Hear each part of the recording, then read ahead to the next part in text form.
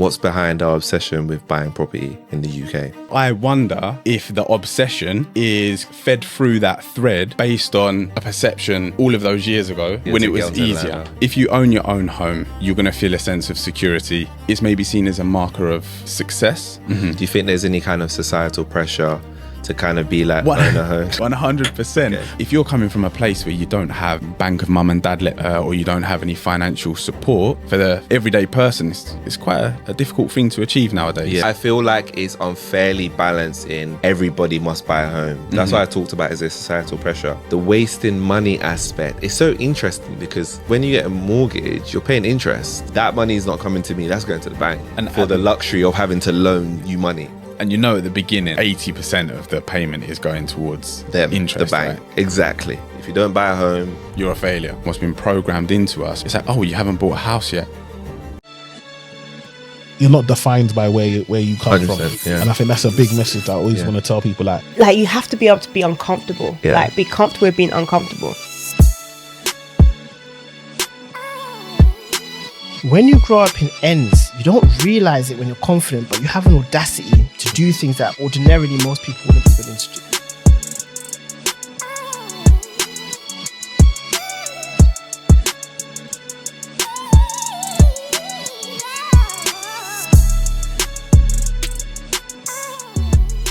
Welcome back to another episode of the podcast. I'm your host, Atto. We have a special guest in the building. We have Joseph, who's a qualified financial advisor with over 12 years in the financial services industry.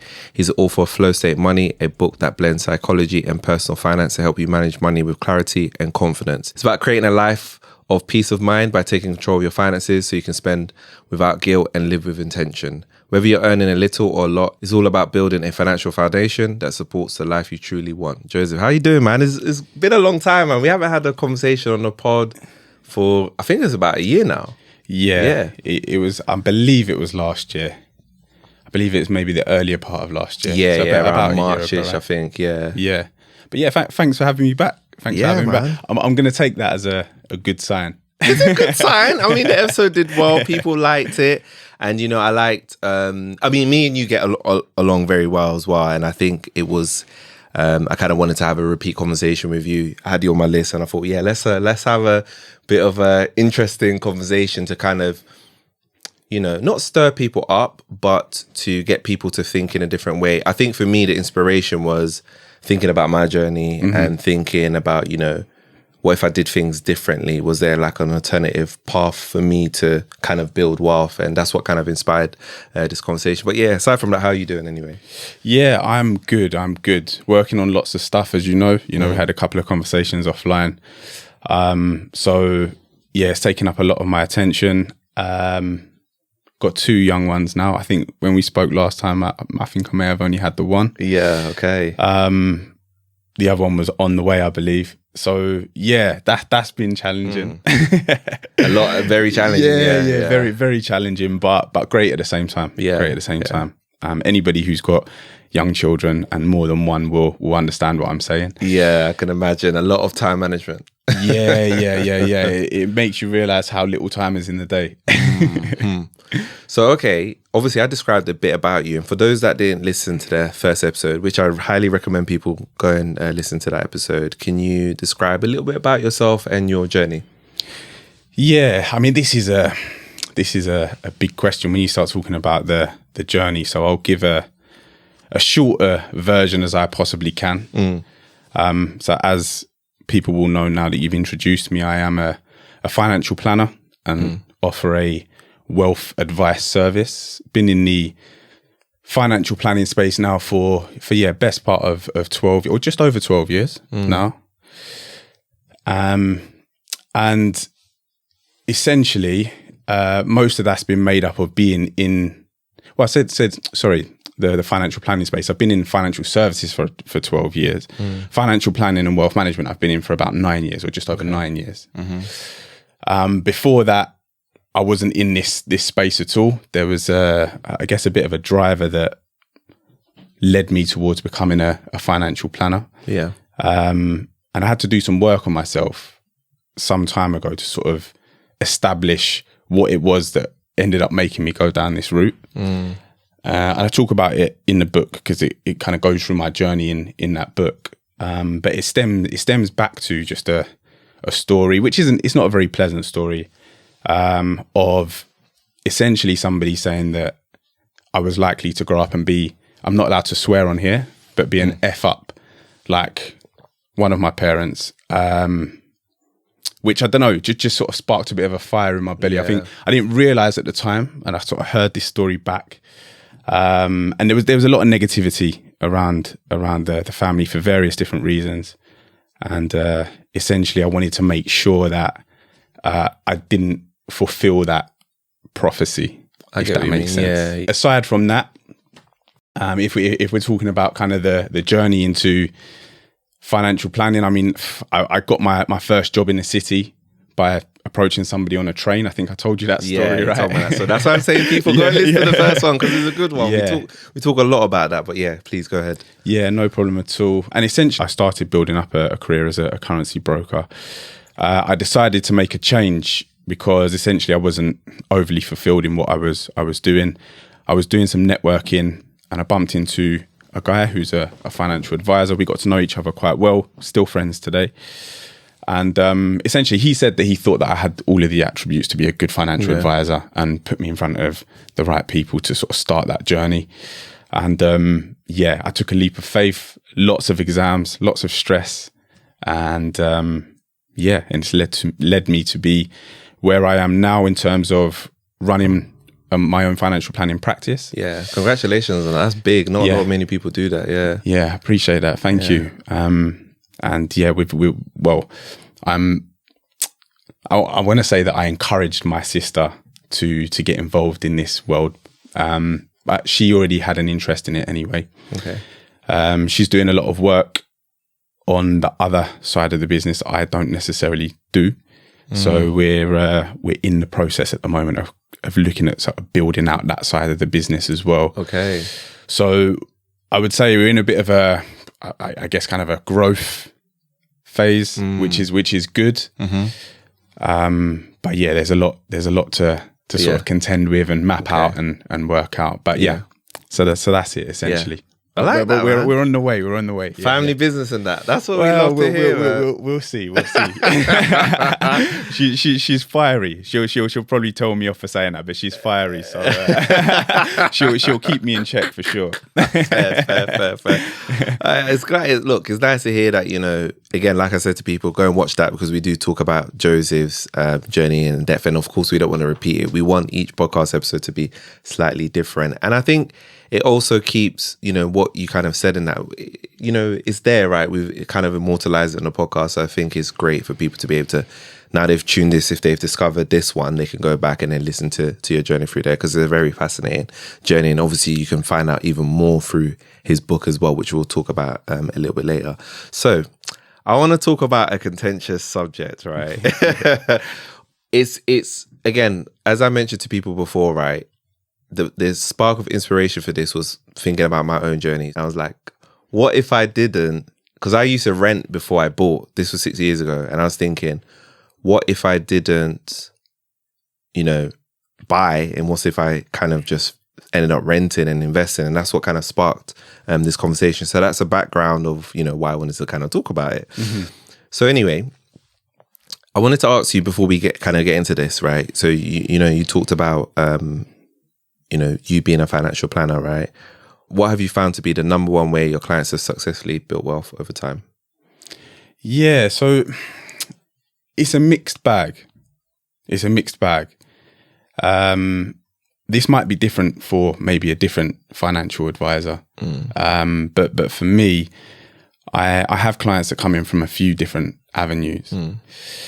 And I would say the clients that I've seen, okay, let me put it this way. So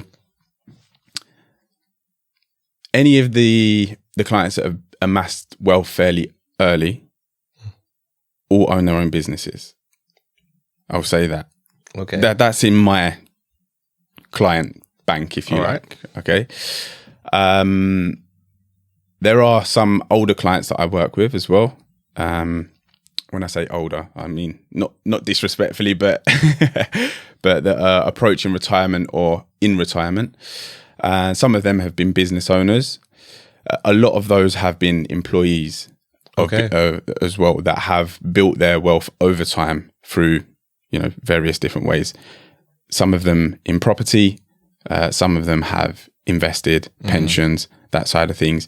And actually a lot of them have got a bit of a mix of all of it. Okay. So it's very hard to say the number one way. It's definitely a mixed bag. I think, in all honesty, you can reach that objective through various different routes. I think your circumstances, where you start, your abilities, what you have available to you, your resources, etc., might determine sort of what route makes most sense for you to go down. Yeah. Okay. So not a simple answer. And if you was looking for one, I'm sorry. Yeah. But essentially, it's a very mixed bag. But one thing I can definitely say is that for all of the ones that have amassed, when I'm thinking about two particular clients that I work with who have done very well with their businesses, and essentially, could retire sort of, we're talking sort of mid-30s, late 30s. Seriously. Wow. If they wanted to. I don't think that's what they are going to do, but they own their own businesses. Okay. Yeah.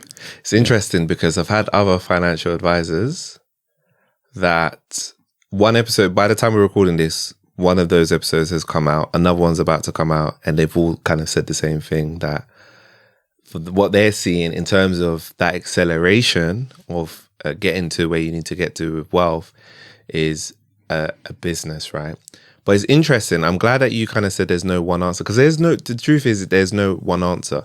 But I'm glad that you said that, because you gave a broad range, right? And it also shows that it's possible to do in other avenues. You mentioned 9 to 5, you mentioned property. So again, really, there's multiple avenues, which again, why we're having this conversation today, because I'm trying to get people to think about more than one route. It's not, there's not just one route to getting rich or building wealth. There's multiple routes, and you need to figure out what route you kind of want to go through. And I think right now the default for a lot of people is home ownership. Yeah. Property. That's the default in the UK, right? For many people, because I guess, that's as knowledge, that's what's been passed down. That's why I, focused on saving a deposit for a house, because that's what I thought was me getting rich before I actually went onto this journey of, what I'm doing now. Before I even, not actually before I invested a bit because I had money sitting there that I didn't want to do, that was doing nothing. And I was like, okay, let me do something. But my ultimate goal was to get onto the property ladder, which I managed to kind of do. So I guess my question for you, right, on this topic, right, why do you think home ownership is such an aspiration for many of us? And what's behind our obsession with buying property in the UK? Do you know what? I think this essentially comes down to security. I think essentially it comes down to security, right? And if you own your own home, you're going to feel a sense of security. It's yours in a sense, as long as you're making your payments on time with the mortgage. And once you've paid it off, arguably speaking, nobody's coming to take it from you. So I think essentially it comes down to security. But I also think that it's maybe seen as a marker of success for a lot of people. And I think that's a thread that sort of run through the generations. And I mean, I mentioned to you earlier that I pulled together some data that I thought would be useful for the conversation that we're having today. And when I was looking at this data, I had to, what I'm about to say, I don't think is necessarily true. Okay. Interesting. I don't think it's necessarily true, but it's a question that I'm asking myself. Okay.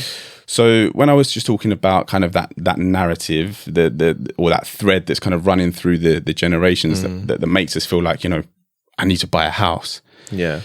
Is if we go, and I stretch back sort of 30 years, I thought that was a good time frame. So I was looking in 1995. Okay. Yeah. So back in 1995.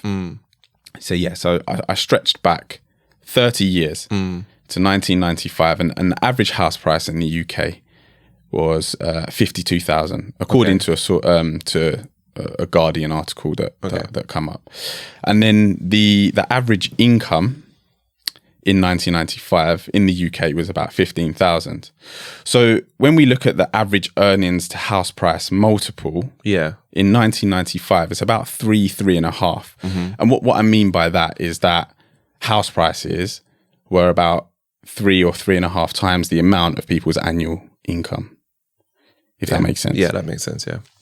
So essentially, and I might get crucified for saying this, compared to now, where it's more like 7.5, 8 times, it wasn't that difficult to get onto the property ladder, relatively speaking. So for you to not get on the property ladder back in, let's say, 1995, I feel like it almost would seem that either you was lazy, not very ambitious. Okay. So I'm wondering if maybe that's where the stigma comes from, because essentially nowadays you couldn't say to, I don't know, a 25 or 30-year-old that's working all of the hours under the sun, doing as much as they can, that is finding it very, very difficult to get on the property ladder. You couldn't say to them that, you know, it's because of a lack of ambition or laziness or whatever it might be, because I mean it's almost double the amount in terms of what it means to get on, you know, relatively speaking. As I said, it's sort of 7.5, 8 times nowadays, right? So I wonder if the obsession is kind of just fed through that thread based on a perception all of those years ago, where it was easier, when to it was get onto the easier. ladder. Yeah. Did you understand what I'm saying? Yeah, I get what you're saying. Yeah. It's like this is why I wanted to have this conversation, because I like to challenge things, right? Me going onto the ladder, if I'm going to be very honest with you, right? Anybody else who's a property owner, who is an aspiring property owner, like really question where you kind of got it from. I can't even tell you if I know. Yeah. I think for me, it's just kind of in terms of, like you say, in terms of the thought of building wealth and achieving success. Yes, of course, you want to be a homeowner because you think ownership, you know, generational wealth. Yes, I get it on one hand. But I wouldn't say that was like some strong driver for me. I was thinking, oh yeah, I'm getting this house because I'm thinking of generational wealth. I think I got it because, oh yeah, I feel like I would be successful. I feel like I am working towards that. Yeah. I think that's more or less the reason. And you're right. I think that marker of success is a 30-year-old. Not that it's not still successful today, but it's based on a 30-year-old thinking, or even older thinking, where circumstances were completely different. Yeah, circumstances were completely different. So yeah, but look, I think it essentially, for me, I would, because I've seen a few things where it's like, don't buy a house, and I could never sit here and say that. I think that's a very, very bold statement, a very bold statement to be making. Because I think the idea of buying a house is somewhat of an emotional decision as opposed to kind of a financial decision. And maybe we're gonna come on to that in a moment. But yeah, I just think if we're talking about kind of the obsession to buy a house, I think it comes down to people's feeling of security. You know, I mean, it depends what stage of life you're at as well. But those are the two things that I believe: security, and I think is some sort of life milestone. Yeah. You know? Do you think there's any kind of societal pressure though in the UK? Because we do say in the UK, oh, the UK has an obsession with property, like we're talking about. Do you think there's any kind of societal pressure to kind of be like, 100%. Okay. But that's what I mean is, so when I'm talking about that idea of stretching back 30 years and I mean, we can probably go back further than that, and what's kind of been drummed into us and what's been programmed into us, of course it's like, oh, you haven't bought a house yet, you know? It's always that question, isn't it? Well, you know, I'm trying, I'm doing my best, and if you're coming from a place where you don't have that kind of bank of mum and dad, let's call it, or you don't have any financial support, that's going to help you to do that, then look, nowadays it's you only have to look at the multiples to understand that actually for the everyday person it's quite a difficult thing to achieve nowadays. So but there's definitely a societal pressure, I think. 100%. There's a lot. I agree with it. You know, I think there's a lot of pressure, and we're going to talk more about the other side of that pressure, because that pressure makes people who cannot do that feel bad or feel like they're not going far. And we're going to explore that because I think it's quite important. But I agree that there's definitely a pressure of, especially like if you think about people celebrate buying a house, which is, by the way, that's fantastic. It's a fantastic achievement. Again, I'm a homeowner, so if I'm saying this, I should be more biased on home ownership, but I like to think of things and actually challenge, you know, the status quo. Yeah. And I will say that, you know, that celebration of keys, that's like the biggest financial celebration. I think I talked about this on another episode. People don't celebrate. Oh, I've got 10K in my, you know, stocks and shares. I've made 100K. The only people that I've seen celebrate that are like people that are in the, you know, personal finance space, kind of doing this kind of work. But it's like the whole promotion of like, you know, I'm on a housing ladder, which is great. But I think that also puts pressure on people, because obviously, because it's seen as a success, right? The people that can't kind of achieve that start feeling type of way, which is obviously that's a, you know, separate kind of issue. But I feel like those kind of things put kind of pressure on, oh, okay, I need to kind of do that and get on it as well. Yeah. You know? Yeah. So it's interesting. Here's a hard truth. Being a business owner means constantly fighting against the unpredictable. You can send invoices on time, manage your budget like a pro, and still face cash flow problems when a client drags their feet or an unexpected expense hits. But here's the thing. Smart business owners don't just react to problems, they plan for them.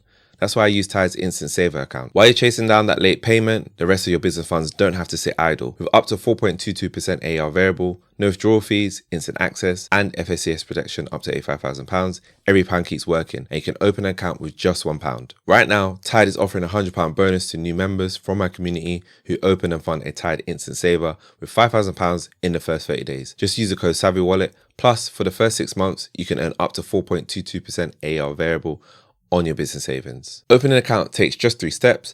Tap the link in the episode description, enter the code SavvyWallet, and start making your money work harder for you. New Time members receive up to 4.22% AER Variable. Interest rates are tiered with the top rate for balances over £1 million. New Time members get these rates free for 6 months. After that, your Tide plans rates apply. For the full offer T's and C's, visit tide.co/savings. Rate correct as of the 8th of May, 2025. How do you feel like that pressure impacts people's like financial goals and their choices? I would say it has a big impact. I would say it has a big impact because essentially I think we probably have to break this down into categories of people, right? Because I think home ownership is absolutely right for a certain type of people or certain type of person, right? And renting might be very right for a different type of person. Yeah. Okay, so what I'm about to say essentially is that because of that societal pressure that you're talking about, the people that home ownership might not necessarily be necessary for at whatever stage of life that they're at can end up making the decision to buy a home purely because of that societal pressure, when the money could, of course, been used for other things. And what I mean by other things is that it could have been put to work in other ways that's, you know, generating them more money. So some good financial decisions could have been made. So that's going to have a huge impact over time. And I said to you, because I think when we initially had our conversation to say that, you know, this was going to be the conversation that we're having, I said to you, right, that this is an unfair question. It's an unfair.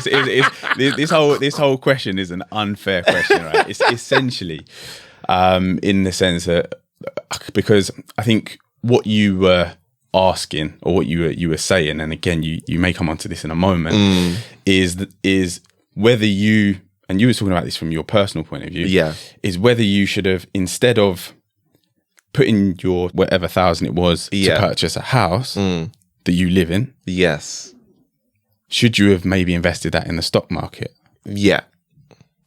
Unfair question. entirely unfair question, but I understand why you might ask it. Yeah. I understand why you might ask it. So yeah, look, I think if we look at some of the data, so for some of those people who are in the financial position where, a stage of life where maybe home ownership isn't overly important. And when I'm talking about these type of people, these might be single people who are fairly young. You know, it's good to be flexible and that side of things. If we, in fact, if we look at the data now, Okay, cool. I want to show you something. And this is you. So tell me, in your situation, are you so when you purchased your house? Yeah. Because I don't want to make you cry when you look at this. I was gonna cry. I'm not gonna cry. This is I don't want you to chase me out of the building. No. Although let me just say this right to people. I do not regret my decision. It was right for me at that time. What I'm trying to do is, for me, I like to challenge the status quo. If we all think buying a home is a good thing, again, I'm not saying it's not a good thing. What I'm trying to have a conversation about is that it's not the only thing. Yeah. Try to balance the scales a bit more. Yes. Because I feel like it's unfairly balanced in everybody must buy a home. That's why I talked about is a societal pressure in the UK. The societal pressure is if you don't buy a home, you're a failure. Exactly. That's which isn't a right conversation to have. We should be able to have a conversation of there's other ways to. If I talk to somebody else, if I talk to somebody about buying home, your first home, everybody lights up. If it's about other stuff, what are we talking about? No. So that's what we're trying to do. Balance the scales a bit more. But show me your stats. Make me cry. Make me not cry. Well, maybe. No, it's not as dramatic as that. But I think it might surprise you to see. So if we're going back to the question that you was asking about, because I think essentially I was trying to explain to you for the different types of people whether it made sense to buy the home or invest, right? Yeah. And of course, as I mentioned a moment ago, it's an unfair question. I think the better question probably is whether to invest in the stock market or invest in property, because your home is where you build memories. It's it's something that I feel like is almost like just so interlinked with you as a person. There's such an emotional attachment value there that I think is very difficult to look at it purely from a financial point of view. Yeah. However, if we're going to look at it from that point of view, what I've got on this chart here is £10,000 being invested. This is 22 years ago. Yeah. So 22 years ago. The reason why it's 22 years ago is just because that's as far back as this data would stretch on the analytics tool that I was using. And what I've chosen is something called the FTSE Global All Cap Index. Okay. So it's just an index tracker, which you can just track if you was to invest into. You could even go through like an ISA vehicle or something like that, so it's tax free, and track that investment. So I've then also looked at the UK house price index for England, and this is from National Statistics. Okay, so I just want you to look at the green line and then also the pink line. Okay. Yeah, so the green line is the top one and then the pink line is the property. So the green line is the property? No, green. Oh, okay. So the pink line is the property. It's basically the green line is going up. It's going up very high. It's going up and down, but it's going up. And then the pink line is progressed, but it's not progressed a lot. That's what Joseph is showing me. Essentially. So if we're asking the question of, was it better from a financial point of view only, was it better to buy the home or to maybe track the global equity tracker? Yeah. Then it made more sense to track the global equity tracker, right? That's what it made more sense to do. Yeah. But I think that because buying a home is, as I say, a completely different decision than just a financial decision, it would be also a good idea to take a look at if you was to purchase an investment property, call it of a similar-ish value, and what the difference would be between the investment property and maybe let's call it the global all cap, FTSE global all cap. So assuming that instead of it being your home, it was an investment property. It was an investment property. Of course, if we look at that chart, it looks like it made much more sense to still be invested in the global. Okay. However, what we haven't taken into account, are you ready to ask your next question? No, I want to hear. Yeah. If we take into account the income from the property, because remember you're getting income from rental income. Right. So I then went a bit deeper with this data and just worked out what the average rental income was. And the best data, because it was hard to find like a reliable source of data for this, but the best data that I could find was between 2008 to 2023. And the average total that it worked out was £9,178 a year. Okay. So if we take off costs, we take off tax, all of that good stuff, because we have to factor that in, being realistic about the numbers, what we can see is that the total income on a yearly basis works out at about £2,753, right? Okay, cool. Per year. Now, if we multiply that over the number of years that we were invested, it gives you 60,573. Now, if I add that number on top of the value that the property now is, I think there's about 5k difference between going through the global equity all cap and going down the property route. Interesting. So my point for going through that whole thing is that I think both routes can give you the outcome that you're after. Okay. It's just, what route you want to go down. Yeah. Okay.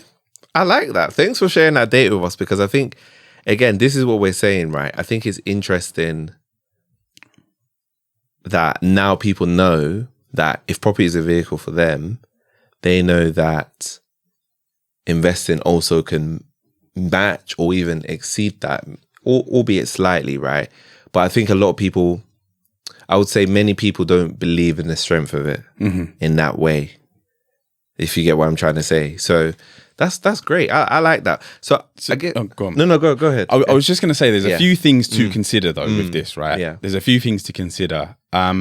If we look at those lines, you can see that the green line, the global equity all cap line, is a lot more volatile. Yeah.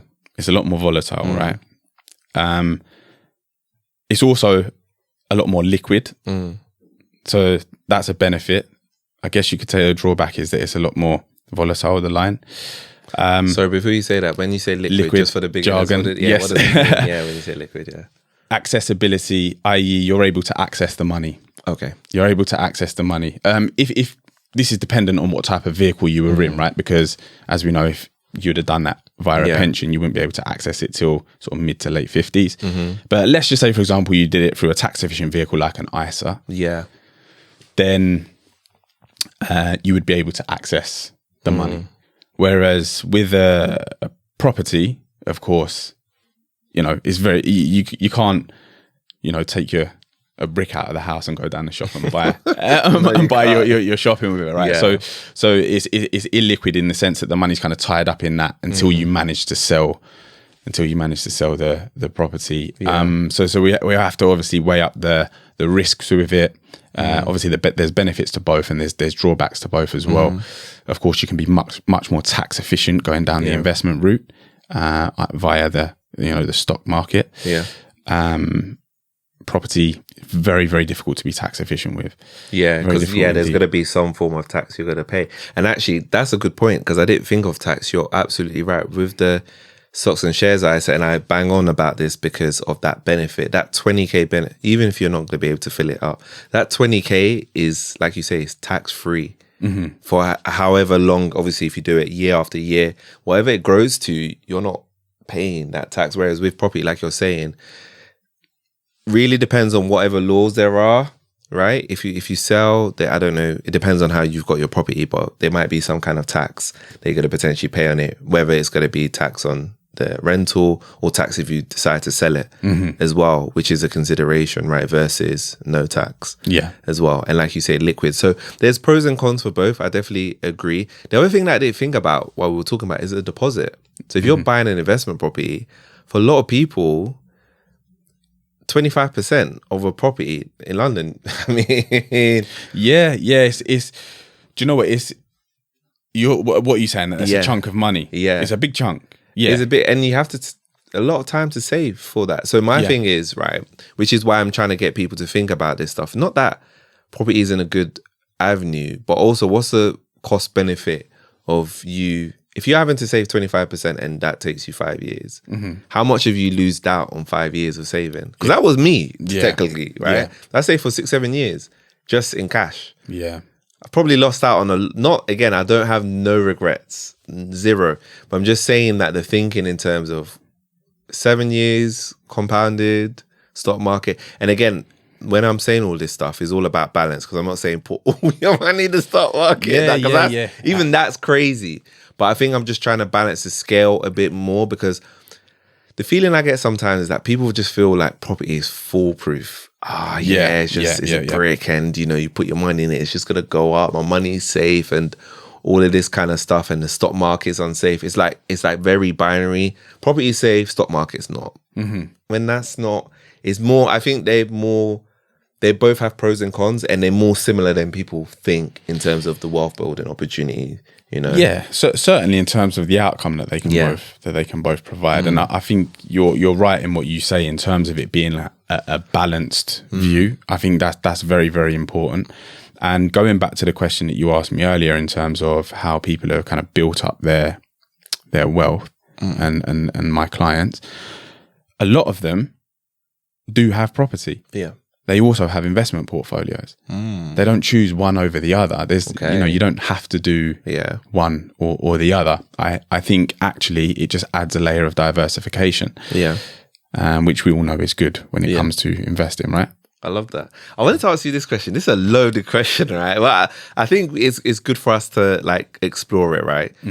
Do you think the obsession with buying property in the UK has helped or hurt our ability to build long-term wealth as a society in the UK? So that's a tough question, isn't it? That is a tough question. So has it helped or hindered?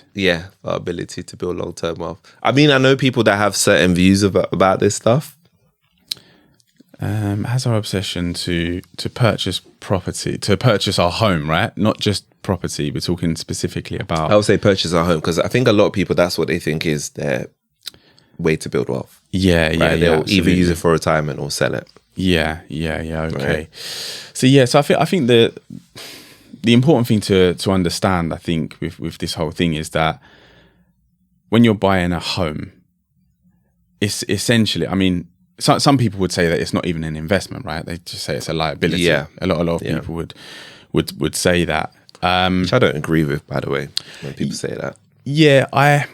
It depends which way you look at it. It depends which way you look at it, because if you're going to use that as a way of generating, going back to the point I made earlier, that you can't, sort of take a brick out of your house to go and purchase your shopping, for example, is that if you're going to liquidate, when I say liquidate, sorry, I understand we have to simplify these terms. If you're going to downsize the property so that you can release some money from it at some point in the future so that you can use it, then look, I guess you can look at it as an investment. But if you're going to maintain living in that property for the remainder of your life, then I mean, essentially, it's not really, it's an investment, but the benefit isn't from a financial point of view. Yeah.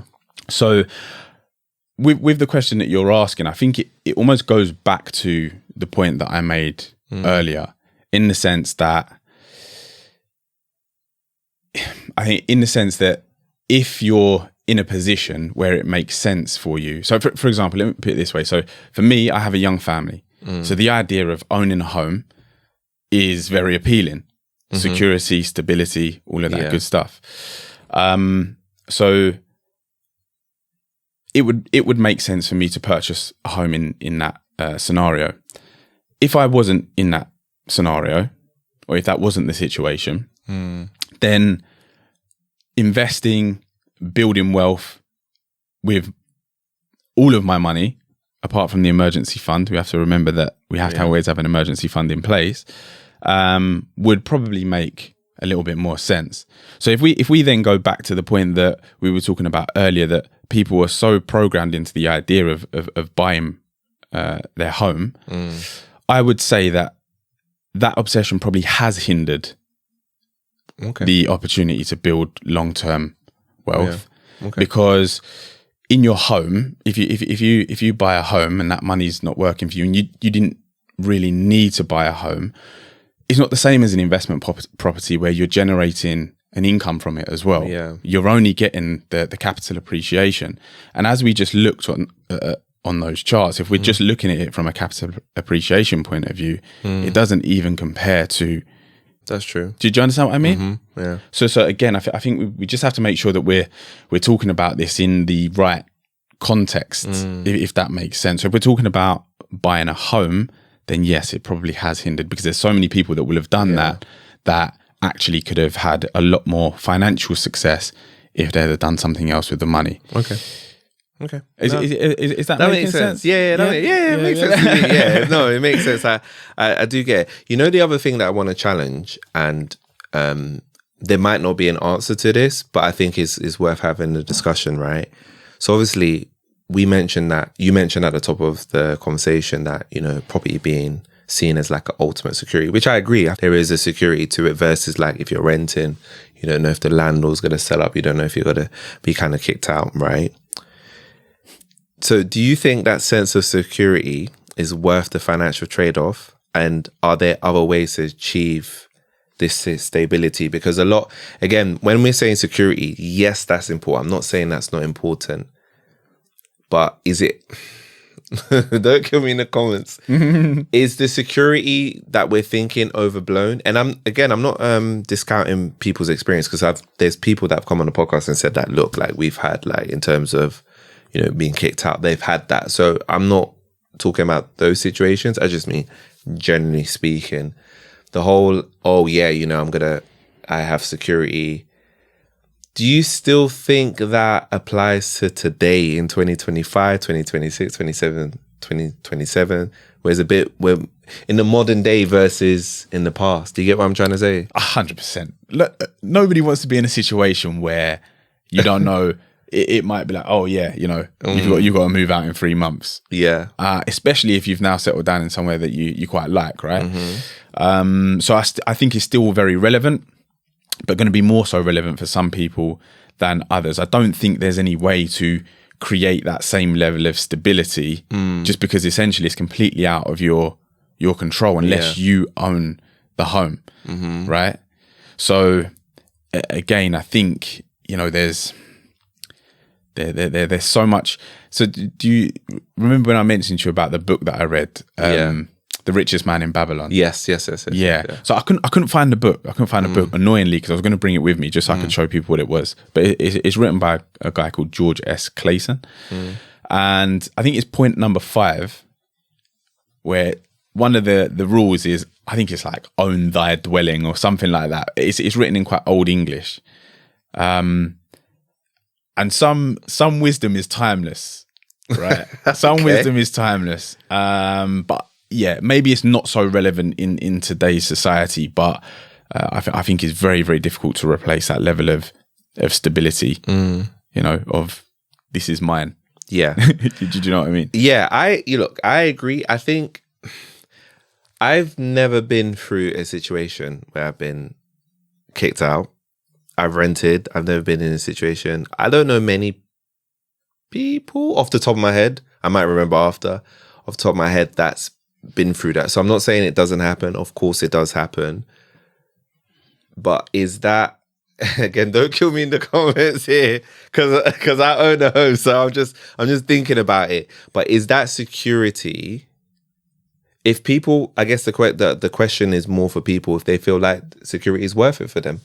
Are they happy to pay for that security, or are they, I don't want to necessarily say renting is riskier, because it's hard to say that. You just don't know, because if you've got a council home, it's very likely, unless they're going to sell it up to somebody else, you're probably going to keep it for a while. If it's social housing, probably going to keep it for a while. You know, even private landlords, there's going to be people out there that they've been in the same landlord for a while, or even if they switch out, they're going to stay there. So I don't want to say renting. I just want to have a blanket statement and say renting's risky. I don't want to say that, but I guess it's like, is that security worth it for people, really, right? Yeah, you know, paying for it. I think if you was to sit down and speak with the vast majority of people, I imagine the answer to that question would be yes. But look, if you've got somebody who's in their early 20s, mid 20s, you know, they haven't got a partner yet, don't have any children, maybe they live with their friends or whatever it might be, is it that big of a deal? Probably not. It's not that big of a deal. You know, it might be a bit annoying for them, but maybe not that big of a deal. If you've got a young family, I don't know, 3 young kids, and they've got to upheaval the whole family, you know, I'm just, because what I'm thinking about is a time when I lived on my own. Yeah. And moving homes was simple. Listen, I'm not going to go into the complexities of my life in terms of where I've lived, but I've lived in many, many different places up until a few years ago. Yeah. And look, I mean, me moving myself really wasn't that big of a deal. With 2 young kids that I have now and my partner, upheavaling that, yeah, that's a big deal. Okay. That's a big deal. Okay. So again, I think it just comes down to you know, the individual and their circumstances. I mean, I'm saying young people in their 20s or whatever, but there could even be people who are mid 30s like myself that might be in a position where actually being kicked out of the home in 3 months' time isn't that big of a deal. But I think for the vast majority of people, the answer is probably going to be yes. It's worth that. Okay. That stability. Okay. Paying the price for that stability, because I don't think we should be thinking about one or the other. Yeah. If we need to get ourselves back in a situation where we're able to purchase a home and also invest for the future, right? Okay, cool. Rather than thinking about Did you understand what I'm saying? I get what you're saying. Yeah, I get what you're saying. Yeah. Let us know what you think in the comments, wherever you're listening, Spotify, YouTube, you know, Apple. Let us know what you think in terms of, you know, is it a security thing for you, and is security even important? Because I think at the end of the day, it's like an individual thing. But again, when I bought, I wasn't thinking that, by the way. It's funny. My primary thing wasn't, oh, I need to buy somewhere. So again, security. Mine was, like I said at the top of a call, more about building wealth and feeling financially successful. It wasn't about, I was young. There was no like, oh, if I get kicked out. My thinking, if I got kicked out, I'll just move back to my parents' house. Yeah. I wasn't thinking, oh, I'm buying this because I'm scared of this person's gonna. That wasn't your experience. Yeah, or even line of thinking. Okay. So yeah, like I think it's good to explore these things. So actually, on the other side, right? So we kind of mentioned it a little bit, rented, right? Why do you think renting is still looked down on by so many people, and how can we kind of change that perception? Do you know, I think this goes back to what I said earlier. Again, and this only come to me when I was looking at the data, right? Yeah. And when I was thinking, actually, you know, all of those years ago, and again, I don't want the people from that generation to be annoyed with me for saying this, but it was a lot easier to get on to the property ladder, right? So if you weren't on the property ladder at that time, because we also have to ask ourselves, who are the people who are looking down? Because I don't think it's the people who are of like mid-30s, 30 and younger that are looking down necessarily, because I think we have all experienced the same thing. Yeah. And we understand how difficult it is, right? And then for the generation below, it's even more difficult. It's going to be even more difficult, right? Yeah. So I know for a fact, for me, if I'm speaking to somebody and they say they're renting, I'm not thinking, oh my God, what, you haven't bought a house yet? But somebody of a different generation who's maybe speaking to, of an older generation that may be speaking to me, 35, if you haven't bought a house, it might be a case of, well, you know, why haven't you bought a house yet? And then that programming from all of those years ago is like, okay, so what would the reasons be that somebody hasn't bought a house? Well, obviously they're not being very successful. So that's probably why it's looked down on. Yeah. Again, I think this is, and I say looked down on, maybe not looked on favorably. Yeah. But then we also have to consider, because I think this is a very fair argument, which I'm about to say, we also have to consider the fact that it can feel like throwing away money, right? Yeah, that was one of my questions. People say it's throwing away money. It's throwing away money. Yeah. It's throwing away money. Yeah. So essentially, I mean, can you look down on it because of that? I don't know if you can look down on it, but you might say that it's not the most smart financial decision. Again, it comes down to each person's, it comes down to each individual circumstances. Because let's say, for example, you know that you're only going to be in this property for maximum 3 years. Are you going to go and buy that house? I mean, how much is it going to cost you in stamp duty?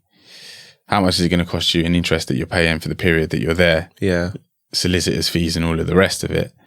So, I mean, by the time you go and purchase the house and then you move on from it, it might have made more sense to just rent, right? So people's circumstances are different. Yeah. So we talked about, people sometimes thinking that, renting is like, quote unquote, like throwing your money away or wasting money, right? In what ways can it actually be smart financially to rent in those kind of situations?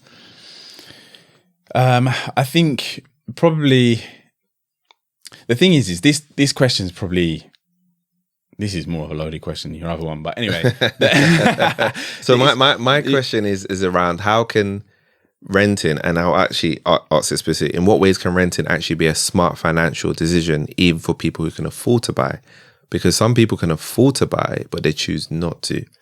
Yeah. Right. And do you know, it's a good question. And I can tell you that I worked with quite a lot of investment bankers, mainly when I was SJP. And this was the earlier stages of me in kind of the financial advice world. And a lot of these guys were earning money. Like when I was writing the figures down on the paper, it was more than I would ever imagine that people could earn, right? Well, not that I imagine people could earn, but in that space, it was definitely more than what I realized. Yeah.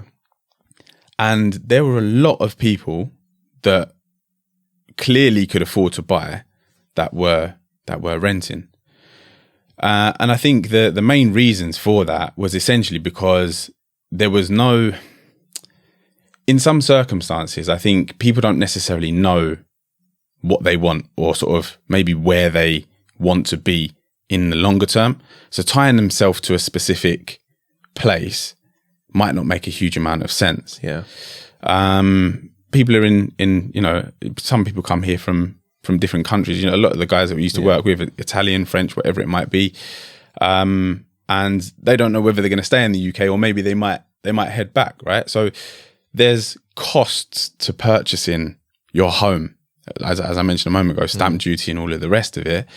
So, and then obviously there's the running of the home as well. So if you're going to be somewhere potentially for a shorter time span, then renting might make more sense. By the time you run the numbers in terms of what you've outlaid, it might make more sense for you to have just put down a deposit and paid a monthly rent.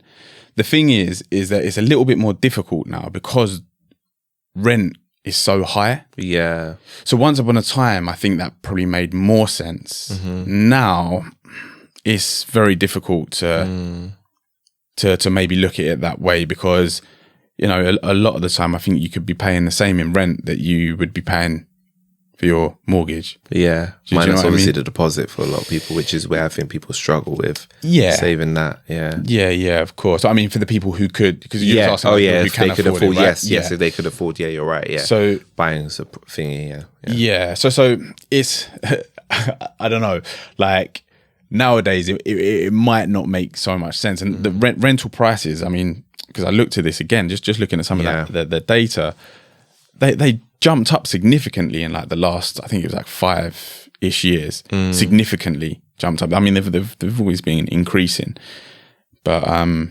yeah. So now looking at it, I don't even know if there are too many scenarios where where it makes more sense given the numbers at the moment. Yeah. And that's the thing. I think it's so interesting because on the home ownership side, I know there's people that, the interest rates spiked up. So downsizing had to happen, or, selling of homes had to happen. Well, selling of is the same as downsizing, selling and moving into something smaller, or selling and moving into like maybe another area as well. So there's a lot of considerations that people have to have, but there's nothing wrong with renting. I think that's what I'm trying to get across to people, that the wasting money aspect is so interesting because with when you get a mortgage, you're paying interest. Yeah, exactly. Somebody could argue that's wasting money in a weird way, right? Like, because that money is not coming to me, that's going to the bank, and for the luxury of having to loan you money. Yeah, and at the beginning, like, I think it's like 80% of the payment is going towards interest, the bank, right? Exactly. Yeah, so to begin with, you're basically renting anyway. Exactly. Yeah. Exactly. You're not, but you're not. You're getting equity in the home, which we say again. We're not. Again, I just want to be careful with what I'm saying. We're not saying that there's anything wrong with home ownership, but it's not as infallible as it's not as perfect as everybody makes it seem, right? Because ultimately, you do not really own the home until you pay off the mortgage. Yeah, exactly. You're still always subjected to the bank. Until you give them the whole money back, then it's yours. Yeah. Do you get what I mean? So this whole binary, when people think binary, well, you're wasting money because, you're not essentially building equity, versus, well, yes, I'm building a bit of equity. I'm like my mortgage, I'm paying way more in interest than I'm building in equity. Yeah. Like 2 times more, almost at times. Majority of what's going, like, I think it's like something like, is at least 60% of what I'm paying goes to the bank. Yeah. Here you go. Money, another 40 is paying myself, let's say, in a way, right? So I just want people to kind of understand this is what's happening. No. Do you know what? It's a very, very good point. It's a very good point. And I think if you're looking at it through that lens, then essentially you can see that ultimately the cost that's being paid, or the cost that's attached to this is essentially, and I don't know if this is because you was thinking about this from a different point of view, I think, when you was initially buying your home, but it's just, are you willing to pay that cost for that security, right? Because you are gonna hopefully, in good time, pay that mortgage off. But if you're not, then the alternative is to what? To rent. Yeah. The alternative is to rent. But given what we were just saying a moment ago, renting is not really costing less in terms of the type of property that you can have for renting. I think for the vast majority of people that can maybe only put down, call it sort of a 10-15% deposit, the likelihood is that you're going to be paying a similar amount in rent as to what you would be paying off that mortgage, right? Do you know what I mean? Yeah, exactly. Yeah, you're right. It is the same. I think the barrier for people is just that deposit. Yeah, right. Is the biggest thing. But if they were going to pay a similar rent, I think a lot of people will say, "Yeah, I'll go for property," which there's nothing wrong with. But there's also I don't think renting is as bad as people think it is. If you've got a plan, for what you're doing. If you've got a plan for what you're doing, yeah. And we're either talking about this from a point of view where you're saving up to be able to purchase a property, or you've already got money to be able to purchase a property, in which case then you could make the decision to maybe use that money to do something else with, right? So I'm asking the question in my mind now is which situation are we are we talking about, right? Are we talking about the situation where somebody's saving up so that they've got enough to actually buy a property? But if it's going to cost you, I mean, if we look at rental prices at the moment, saving up for a property is going to be, it's pretty tough, right? It's taking, I mean, you just said it was 7 years, right? Yeah, and that was tough for me then. Yeah. So actually, in terms of building wealth, in terms of creating security, but maybe later down the line, because essentially by putting your money into the stock market, you're sort of deferring that security, if that makes sense, because this should offer you some financial security in the future as opposed to today. It might be easier to just put regular payments into the stock market. It might be easier to do that. By the time, if you was to break it down and you was to say it's going to take me 12 years to save a deposit, which is probably the reality for a lot of people, and I'm going to have to live super frugally to be able to do that, which means then, maybe they're not living their life to the level that they would like to be, because of course they're saving for the property. And then obviously once I've bought it, I've now taken on a huge amount of debt, which I've got to pay off over maybe 30 years for a lot of people. You can understand why people might be thinking this whole thing around kind of don't buy a house, because essentially if over that 12 years, again, going by some of the data we was just looking at, that same money could be worth a whole lot more over that 12-year period. Of course, what you don't have then is the security of your home. Your home. Yeah. And that's the question. And this is what's interesting about it, because my next question for you was, it sounds like obviously from the data that you've shown me, and I'm not, when I'm saying this, I'm not, this is not a statement you've made, but it seems like, so for many people that listen and watch the podcast, financial freedom's the goal. Financial freedom is my goal. Financial freedom is the goal for many. Financial independence, right? Yeah. But funnily enough, it seems like that financial independence, you can definitely get it through property. It goes without saying you can do that. You can pay off your mortgage early, overpayments and stuff like that. And then technically you can be free because you've got no expenses, right? And then maybe you'll need obviously something to cover like bills and food. You need some other kind of income to kind of generate that. But the alternative is the stock market could do that. If you given the returns that you were showing me, you could do that, but you could do that potentially faster, right? So you could potentially become financially free faster in the stock market. But we don't talk enough about that because of, again, this obsession with property. What's your kind of thoughts on that? Especially as financial freedom is a goal for many people. Okay. Again, this is I would say maybe two different ways to skin a cat, let's say. Right? Because essentially I think both routes can give you a good outcome. Yeah. Ultimately, if you go down the route of purchasing that property and you're overpaying and you manage to get it paid off in good time, your outgoings reduce significantly. A lot, yeah. Right. And if you're able to invest along that way as well, and you're able to generate some wealth through other avenues, then you're in an even better position. If, let's say, for example, you decide not to go down that route and you decide to invest in the stock market, call it the, global equity all cap. And I'm not suggesting that anybody goes to invest in that. Research needs to be done beforehand, because essentially it's heavily focused on equities and as you could see from the line I showed you, it can be a volatile area to be.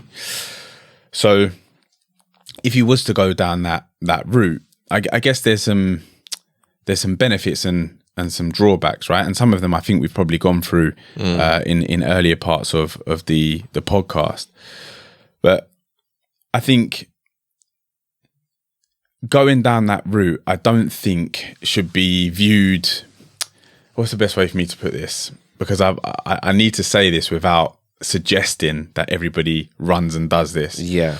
So I guess what I'm saying is that if you don't go down the route of purchasing a home, though it's looked upon that you failed because you haven't bought a home, you can essentially get pretty much the same outcome, because this is all about feelings, right? Feelings of freedom. Yeah. You can potentially get a similar outcome if you're to invest into the stock market and see your money grow, exponentially over time. But the drawback to that is that you're not going to have that security of your home. And actually, I think the reason why a lot of people don't do it is because we want that feeling. We want that feeling of security. The stock market route is you're deferring that feeling of security. Yeah. Because things going well, it should offer you that financial security in the future, as long as you're investing enough. Yeah.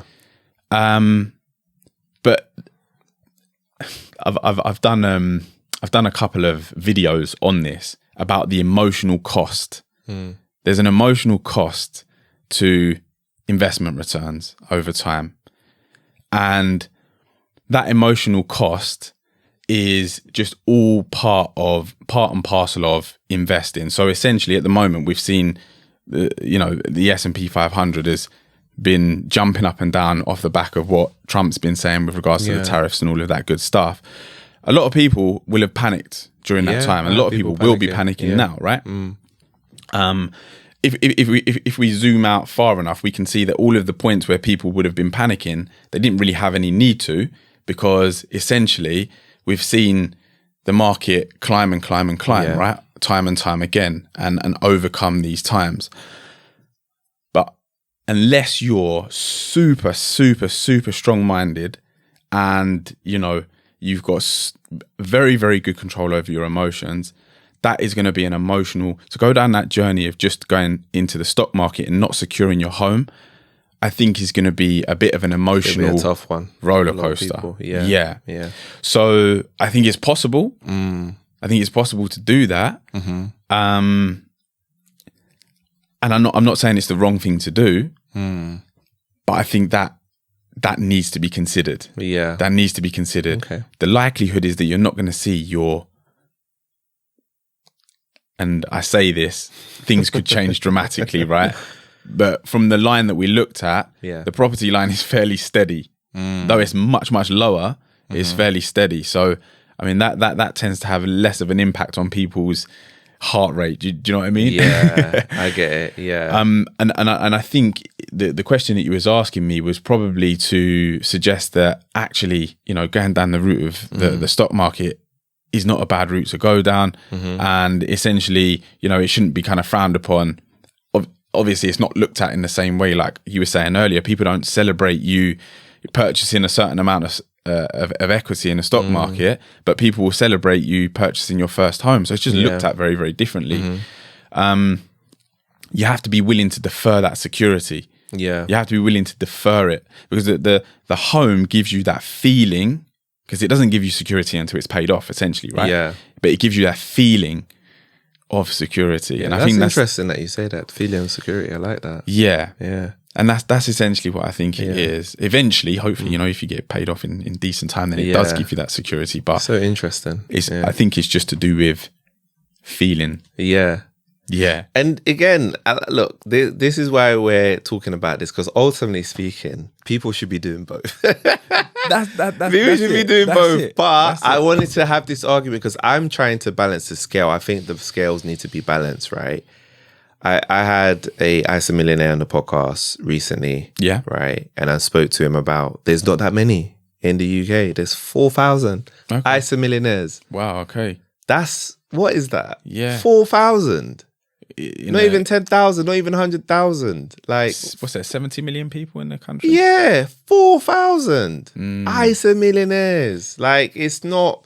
Do you know what I mean? So that's what I'm saying. It's so skewed against that. And okay, so there's 4,000 ISA millionaires. I think less than 10% of the population have a stocks and shares ISA. So it's very skewed to. No, we don't do that over here. So that's why I'm having this conversation. Not to say that I'm against property, but you can tell where people's focuses are when it comes to, okay, if I get any kind of money, that's where it is. It's that way. And it's kind of like, the stock market route is nah. When actually this vehicle can actually help you build wealth a little bit faster, potentially faster. Let me say potentially faster, tax-free, right? Like you say, it's more liquid. Not that you will defer buying a house, but it's something that needs to be in your mix of building wealth, because you're missing out on a big chunk, and a lot of people are missing out on this big chunk, as well, because I don't want to rent because we're seen down on renting. I don't have the security and all of these kind of things. That I'm not saying that they're not real. I'm just saying, well, somebody's renting, right? We all have to kind of go through that, right? And how big of, again, like you say, it depends on your circumstances. Like for me, when I was on my own, I said before, it wasn't a consideration for me, because if I got kicked out, I'm moving back to my parents' house. I don't care. Like, I don't need security. Yeah. So actually, knowing I didn't need security, I could have focused on 10, 15 years of, let me go hard, put it all in stock market. I've got whatever I want.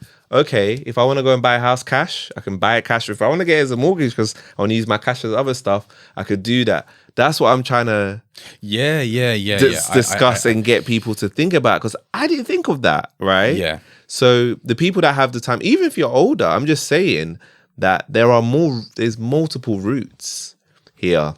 There's not just a traditional route. Yeah. So that's why I wanted to really have this conversation. No, I think it's a brilliant conversation. And I think the other thing to just bear in mind as well is that a lot of people make the decision to invest in their business.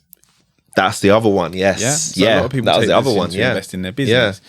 Yeah. And I think, again, until your business is doing very well, nobody's celebrating that, right? Yeah. And you'll be surprised at how many people don't celebrate even when you do start doing well with the business, but that's another conversation entirely. But yeah, that's another avenue, right? Yeah. I'm just thinking that essentially, because I think what you're trying to open people's minds to, and I hope I've helped give kind of a balanced view with this discussion, but essentially what I think you're trying to open people's minds to is the idea that we don't have to be obsessed with just buying a property as a source of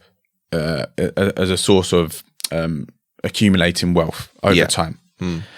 And you're right in what you're saying. You're right in what you're saying, essentially. And your example is a perfect example, because essentially what you're saying is that you kind of already had security in the fact that you could have always, at the age that you were, you could have always moved back to mum and dad. I guess not everybody is in a position where they're as fortunate as that. So again, that would be a different circumstance.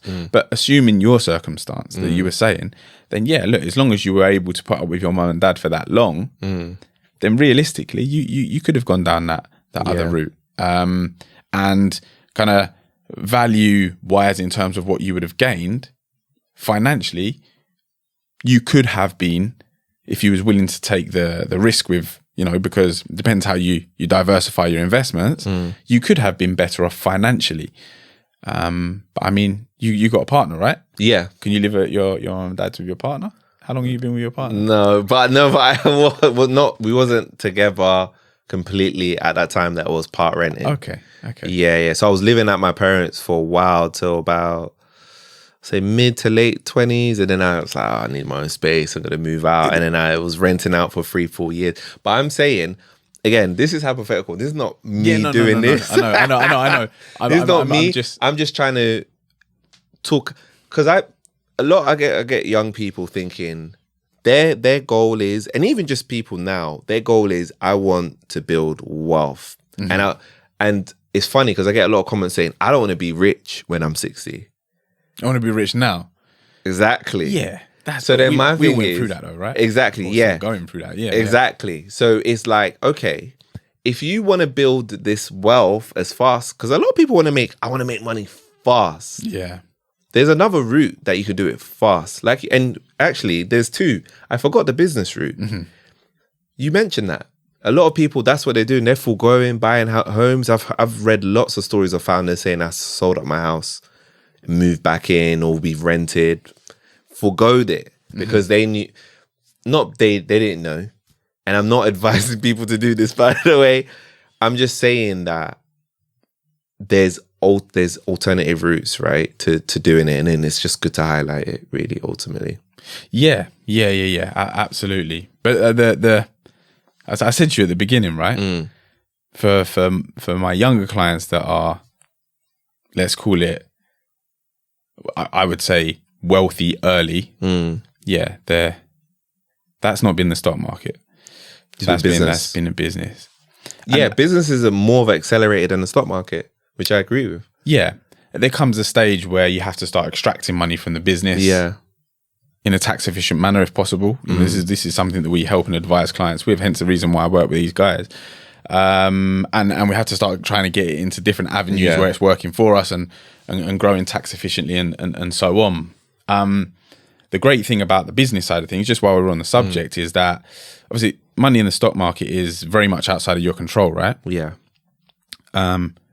You running a business is much more in your control in terms of the amount of work you do, the amount of hours you put in terms of, the value you can provide. Yeah. Your return on investment is likely to be much greater, quicker. Yeah. The problem becomes that you only have so many hours in the day, right? So then obviously that's when people have to start looking at maybe systems and employing people and all of the rest of it. Yeah. But I would say that, I think if I look at it broadly, the business side of things is probably the way to go to try and do it quicker. Yeah. But there's no guarantee. Yeah. There's no guarantee. There's no guarantee in any of this stuff. That's the thing. None of these are guaranteed. And this is why we get back to it. None of it is a guarantee. But it's, again, and we're going to talk about this, which is why I wanted to have this conversation, because the default is buy a home. My thing is actually the default should be, if you're on a 9-to-5, home and investments. A broad range of investments. Doesn't have to just be the stock market. Maybe there's a bit of gold in that as well, right? However you kind of think. But don't just think of one, think of multiple. And if you're an entrepreneur, is business. Maybe ultimately that business can give you proceeds to put into the stock market and property, and then you have diversify that way. People should think in that way, and again, I don't want to ruin the question that I've got, but that's the line of thinking that people should think about it in that kind of way. Whether you're launching a business, scaling up, or looking for new career opportunities, with just 1 week to go, the Birmingham Black Business Show is back on Saturday the 14th of June. It's one of the biggest events in the UK for Black entrepreneurs, professionals, and creatives. Expect game-changing insights, powerful panels, and free one-to-one business and career advice from the best Black entrepreneurs and professionals in the UK. With over 70 speakers, 100 plus Black-owned brands, and 4,000 plus attendees, this is where practical strategy meets real inspiration, all in one space. You'll hear from keynote speakers like Dame Denise Lewis, Olympic gold medalist and broadcaster, and Timothy Armu, the marketing powerhouse behind Fanbytes, both bringing world-class insight, powerful stories, and real expertise you can learn from. You'll also find tailored experiences for every stage of your journey, from startup to scale up, early career to leadership. Dive into expert-led seminars, workshops, one-to-one advice, powerful networking, and the biggest Black-owned shopping experience outside of London. And because I know how valuable this opportunity is for my community, I've teamed up with the Birmingham Black Business Show, and right now, there's a sale on, where you can get 15% off your ticket with code UKBB15. If you've been thinking about leveling up, this is your sign. It's not just an event, it's your next move. But before that, I wanted to just really talk about this in terms of the stock market, right? For people, if this is like their first time, considering it and they want to kind of do it. What would you kind of say to that person to make their first investment in the stock market today? What do you think is like the step-by-step process that would help, that they could kind of follow, that will help them get started? The step-by-step process that will help them get started. Yeah, to basically make a first investment in the stock market. Their first investment in the stock market. Okay. So in my book, Flow State Money, you'll see that, I mean, if you've got round to reading it, there's a structure in there, there's a framework, essentially. And the first part of that is your financial grounding, or your foundations. And I've say recently been told, it was a little while ago now, been told that it's somewhat similar to Maslow's theory. And I didn't know what what that was beforehand, but I understand what it is now, and it makes a lot of sense. But the first thing that we need to be doing, or the first thing that it would make sense to do, essentially, is to build that emergency fund. Now, this will depend. The size of that emergency fund depends on a couple of different things. Yeah. So one of those things is whether somebody is in debt, because essentially you need to get that debt paid off. So it would make sense to build a smaller emergency fund, which is somewhere between sort of £500 to £1,000 as an emergency fund, and then try and direct as much of your surplus income as you can towards paying off your debts. Yeah. That's if somebody's in debt. If you're not, or once you've paid off your debt, get into a position where you've got around 3 months worth of outgoings as an emergency fund is a good buffer to have. The other thing to think about and consider is protection, income protection. Okay, because essentially, if you start investing, you're going to want to continue to be able to do that, even if for some reason you're out of the game for 5 years because something happens to you or whatever it might be. Yeah. Or, even if it's a year or whatever it might be. So putting in place some level of protection makes a lot of sense. Not everybody does it, but from my point of view, and I have these types of protections. What type of protections are income protection? Income protection. Okay, cool. Income protection. Yeah. Now that I have young family life insurance, okay, is obviously a thing that I've also put in place. I put that in place some time ago now. But income protection certainly makes sense. Just because, like I say, especially if you're self-employed as well, and you don't get any like sick pay or anything like that, then it just makes sure it's almost like a continuation program, So it just ensures that you can continue to do all of the things that you were doing beforehand, or at least as much of that as possible. So once you've got those foundations in place, you're then in a position where it makes sense to start building wealth, because essentially the things that I have just said are the foundations for which you start to build wealth upon. And the reason why they're there is because the last thing that you want to do is interrupt your investments, because the biggest driver behind investments, the most powerful thing behind investments is time. So the point that you interrupt your investments, or the point that you dip into it, or you have to use that money for something else, I don't have any of the data on this or the stats, but essentially the opportunity cost from taking that money to do something else with, if something comes up, you lose far more than just the money that you've had to spend, or just the thing that you've had to spend that money on, because of the potential growth that you've lost on that money. Yeah. So the reason why I'm saying to set up the emergency fund initially is because it protects you, or it protects your investments from you, essentially, because you can use that to obviously, pay for the thing that you needed to pay for, or whatever it might be. And if you're in a position where perhaps you've lost your job, or the business isn't doing too great, then you've got a buffer there that that you can live off for a period of time that can keep you going, so that you don't have to dip into the investments. So that's loosely the structure. Of course, there are some different wrappers, tax wrappers. What I mean by that is things like ISAs, pensions, general investment accounts, and it would be sensible to do some research on those before using any of them. But they do allow for tax efficient growth, typically speaking. With the general investment account, you have to be quite proactive with that in order for it to be tax efficient. But I'm not going to go into a huge amount of detail on that right now. Then when it comes to selecting the investment itself, that would be me crossing the line of advice. So there's only so much that I can really say.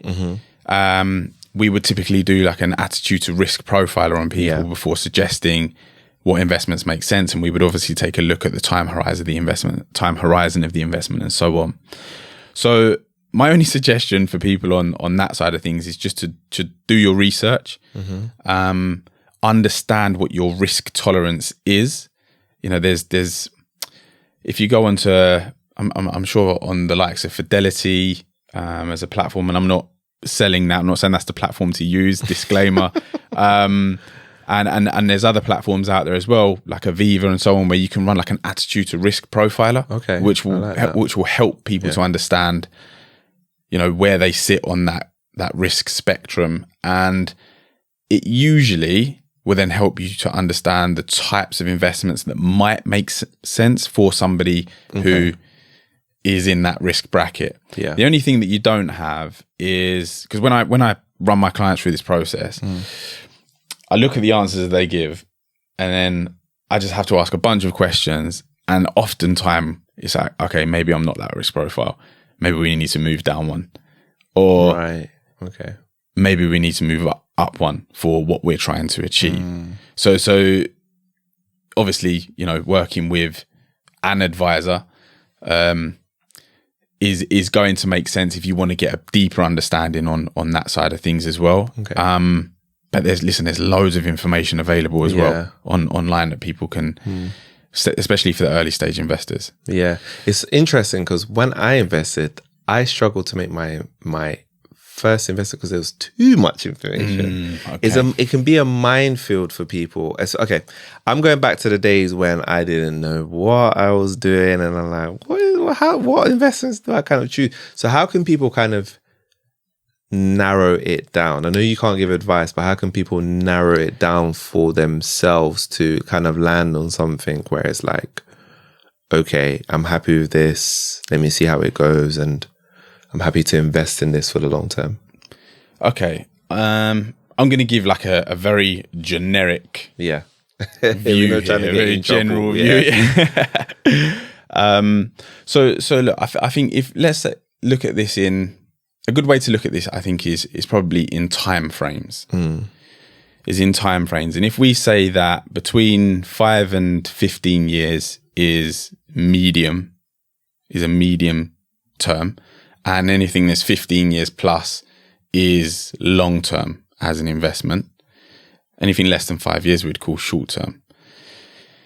So typically speaking, if you're going to do something in the next 5 years, for example, if you're saving to purchase a property, generally speaking, I don't think it's a great idea to invest the money. Generally speaking. Reason I say that is because there's a very good chance that a property could come up. You're now ready to buy. It's a property that you want, and Trump says something, and all of a sudden you don't have enough deposit for your house, which I'm sure happened to a few people maybe over the last few weeks. Yeah, very, very possible, right? Yeah. That's just for house purchase. For you know, there might be other things that people are looking to do as well. For a medium term investment, typically, in fact, let me start here. With a longer term investment, it usually means that you can maybe take a little bit more risk just because you have more time for recovery from any potential market downturns. Yeah. So that is probably as far as I can go with that. And hopefully that gives some idea. Okay, cool. No, thank you. So for clarity, less than 5 years, don't invest. More than 5 years that's a medium term investment, and then longer than that it's going to be longer. So maybe you can take, potentially you could take more risk. Potentially, because there's a whole load of other things that we would need to talk about around it. But from a very general point of view, typically the longer you're investing for, then usually it means you can maybe explore something a little bit more adventurous. Usually. Okay. We're not trying to get you in trouble, Joseph. Don't worry. I'm not going to. That's leading me down the garden path. No, I'm not trying to. I am not. I'm going to secretly get some tips for you guys, and then I'll tell you after. Okay, so I want to definitely, I think this is, if we're talking about investing, I definitely want to actually help people with this. What are some common mistakes that first time investors make, and how can they kind of avoid them? Because I think, you know, mistakes are quite important. And also, what are the risks to be aware of if people are thinking about invest in. I always make sure I cover that anytime we talk about that. Yeah. So I think a common mistake that I often see people make is that they will try and stock pick on a whim.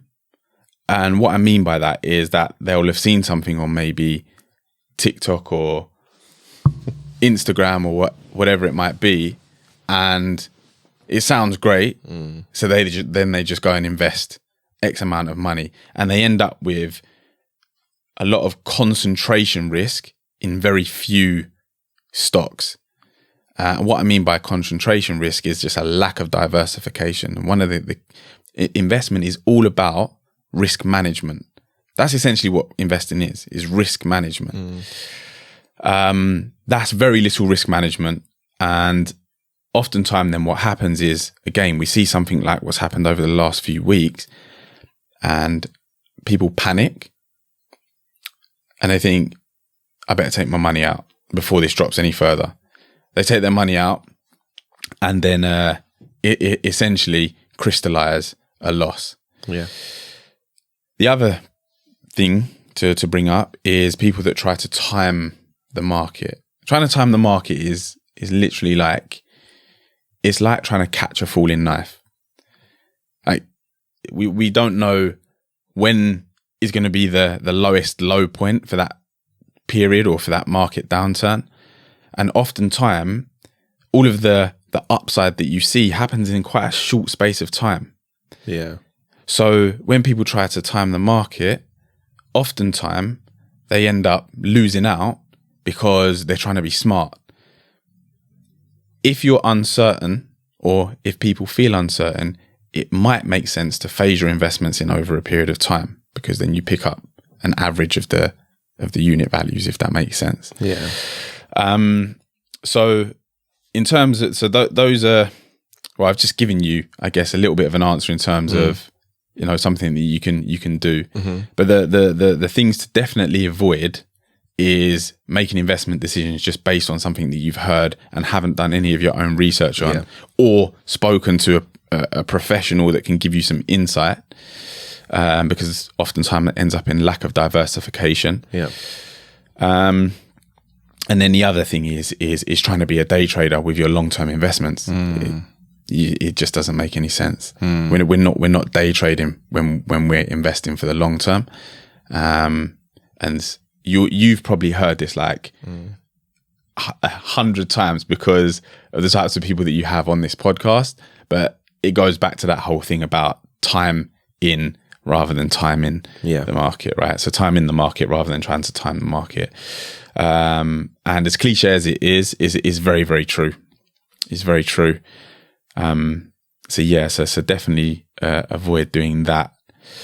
And what about risks as well? Like, what are the risks to invest in the stock market? Yeah, so essentially is volatile, right? It's volatile. You're going to see swings. You have to be comfortable with the fact that there are going to be periods of time where the value of your investments are down. There are risks of taking back less money than you initially put in. That risk is very, very real. Hence the reason why we have to look at risk management. That's the real risk when it comes to investments. But thinking about maybe some potential downsides or potential mistakes to be made is also maybe not understanding which vehicles are right to invest in for you, depending on what the purpose of your investment is for, and depending on what stage of life you're at.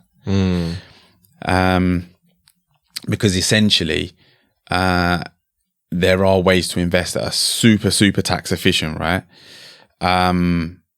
But you may not be able to access those investments for a period of time. Yeah, like pensions, for example. Yeah. So you have to be very aware of that. And you have to be conscious, because essentially if you do find yourself in a a serious situation where really you need that money, I mean, it might be a good thing that you can't access it, because then it forces you to find a way to get out of what situation you're in. Yeah. But you know, the reality is that you're not going to be able to access that money for a period of time. So just something to be aware of. So I wanted to end it on this, right? I told you I was going to ask you this question about designing your life, because that's a big theme of your book, right? Mm-hmm. So in a society where home ownership is often seen as a marker of success, how can we help people realize that not being able to buy a property doesn't mean they're failing financially, right? So that's part one of the question. And what are some of the practical steps that someone can take to start designing the kind of life that they truly want, before like making any kind of big financial decisions? Yeah. Okay. There's two good questions. So let's start with the first one. So the first one essentially was to help people understand why it doesn't necessarily mean that you're failing if you haven't purchased a home. Yeah. Okay, so I think a good way to look at this essentially is rather than looking at what it is that you've done, i.e., you know, I purchased a home or invested in the stock market, as this is what we're talking about in on this subject, is if you, and you can do this quite simply on like a spreadsheet of some sort, right? Is essentially just to establish your net wealth or net worth, if you like. Yeah. Because oftentimes, and I go through this process with my clients, right? And one of the first things that we have to do is we have to understand, where are you now? Financially speaking, where are you now? So there's hard data that we're looking at. So, you know, we're talking about assets, liabilities, etc., income, outgoings, and so on. So if you can get everything down and you look at all of your assets, you deduct your liabilities, if you have any, then it's going to give you a number which helps you to understand where you are financially. So the good thing is that your home or property is an asset class, and stocks and shares are also an asset class. They're just two different asset classes. So though they say different things up here and they've got maybe different numbers next to them, what actually matters is the number at the bottom, if that makes sense. So I think if people look at that, then essentially, you know, regardless as to whether the wealth is held in a property or in stocks and shares, obviously not taking into account the fact that some is easier to access than the other, or one is easier to access than the other. If you're talking about it purely from a generating wealth over time, then realistically, all you need to worry about is what that number says, right? Yeah. And yeah, I think, you know, if you're invested in stocks and shares and the number says 1 million, but you don't own your own home, I mean, we're doing do you know what I mean? But if you own your own home, you know, the home might be worth whatever, you know, just as I've used a big number there, let's just say it's 1.2 million, but your mortgage is 400,000, then I mean, actually your net wealth is only 800,000, right? Should the person who's bought the home feel better about what they've done? Maybe, you know, it's up to them, right? Yeah. But essentially, you know, the number at the bottom is the one that counts, right? Yeah, exactly. Yeah, and that's the thing. I just wanted to kind of highlight that because, you know, not buying a home doesn't mean that you can't do well. Financially. You can, absolutely. And even if you're not there yet, that doesn't matter. If you're working towards it, you can still be. It's up to you. So the other thing was designing your life. How can someone kind of design the life that they want so that they kind of achieve the goals that they want? So think about that. How can they kind of think about that for themselves? Yeah, so this is a good question. And I think this is the thing that people like doing the least, or let me say dislike doing, but probably is one of the most important things, right? Because this is essentially setting the sail. Yeah. Because I think it's Jim Rohn who says something along these lines, where essentially if you was to go out to sea and you don't set your sail, you have no idea where you're going to end up, right? So by designing your life and mapping it out, essentially you're setting the sail so that you're moving in the direction that you want to be moving in, and not just ending up nowhere, basically, and not understanding how you got there. So I think essentially what we're talking about, and I hate saying goal setting, because I feel like goal setting feels very old school, but essentially that is what we're talking about. I think doing a deeper dive and doing some reflection and understanding what it is that you truly want out of life, I think is super, super important. And I think because I've got a process for this again in your book, in the book, and there's a load of prompts in there, which say, you know, where do you want to go, what do you want to see, what relationships do you want to have, you know, what do you want to learn, what languages do you want to speak. I mean, these are all just prompts to allow the mind to explore, and allow the mind to explore, taking money out of the picture, assuming money wasn't an object. Just try to understand what it is that you truly want. And at the point that you've established that, you know, get down as much as you can, 30, 50 different points. Yeah. At the point that you've established that, I think you can start to sort of eliminate, you can prioritize and you can eliminate, because there's a level of sacrifice with all of this, right? Yeah. And once you've done that, then you can focus on what's truly important. But yeah, I mean, I'm not trying to encourage people to. The purpose of this podcast isn't to encourage people to obviously purchase the book. I'd be happy to provide you a list of those prompts if you would like me to. So see, look at Joseph. He's not even trying to promote his book. This is the kind of person who's just giving Joseph free. Yeah. Look at it. Yeah. Listen, happy to do that. Yeah. And look, essentially, I think what it's going to allow for people to do is to be able to get very clear on what it is that they're trying to achieve out of life ultimately. And I would say for some people, and if you're doing it for the first time, it can be a bit of a process. Yeah, you know, because it requires thought. Thank you so much. Yeah, I mean, look, I think people should support you. I think that if people put out great work and they put out time and they're providing great information, why not we buy books? We all buy books, we all read. That's how we learn, right? We learn from textbooks. So yes, I know, though you're not trying to actively push your book, which I know you're not, that's not you. I think people, look, if you enjoyed this episode and you enjoyed this podcast, please do, you know, check out Joseph's book, Flow State Money. Actually, like, just give a bit of an overview of what people can actually expect out of the book if they were interested in getting it. Yeah, no worries. So it's essentially, the book is a framework. It's a framework for managing your money to optimize your financial position. And the whole idea behind it, going back to what we were saying earlier, is that feeling. How can we bring that feeling of control and somewhat freedom, bring that forward to today, given the circumstances that you're currently in? And this book just gets you on track to, you know, essentially building your financial future.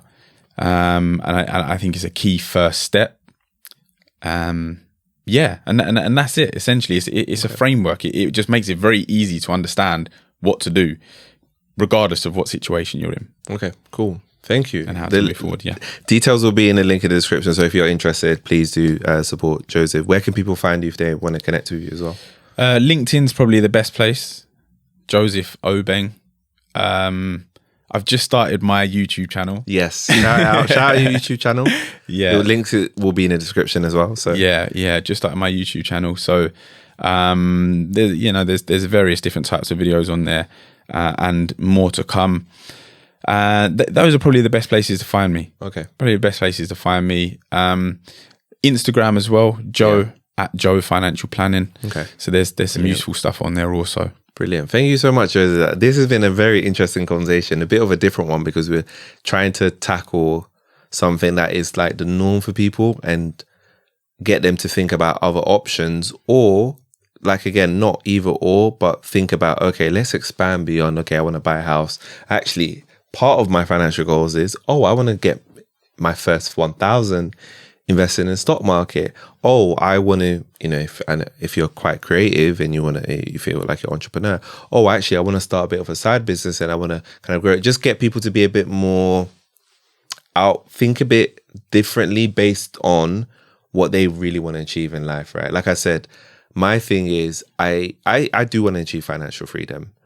If I had known that back then, again, I've got no regrets. If I had known that back then and I had the knowledge I might have taken a different route. Yeah. May have. Taken A different route. So that's all I'm kind of saying. Not that I would have never bought a property. It would have still been part of the journey, but maybe it would have been like, actually, let me just sacrifice security. Let me make as much money as I can get.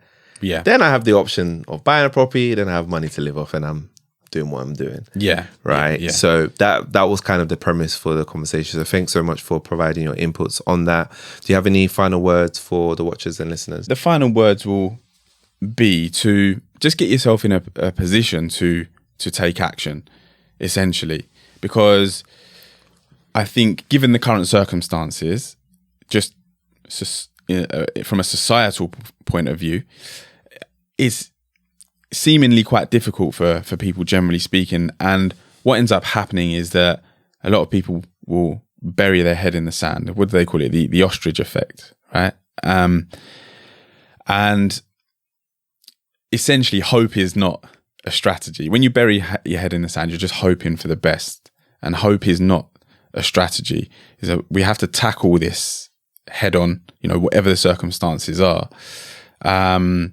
Because, and I'm extending this slightly, just because based on the numbers that we've looked at on there, on that data, and if we was to project that forward,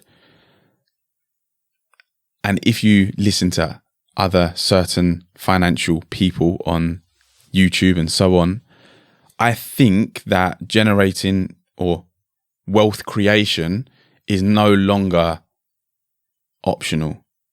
I think it's something that all of us need to take very seriously, because if we look at the rate that the cost of living is going up, essentially, because they talk about the wealth, the gap between rich and poor is people say it's widening, but actually it is closing. We've got let's call it the financially struggling at the bottom. I'm just being realistic here, being real. We've got the financially okay in the middle, and then let's just call it the rich at the top. What's happening is not that there's more financially okay people and less financially struggling. The gap's closing in the sense that there's more and more financially struggling people, because more people that were financially okay because of the way things are going are dropping into that financially struggling bracket. Okay. Because the cost of living is increasing at such a rate. And I know this might be quite disturbing for people to listen to. It might be triggering, I don't know. But essentially, it's not optional. I think we need to take money management very seriously.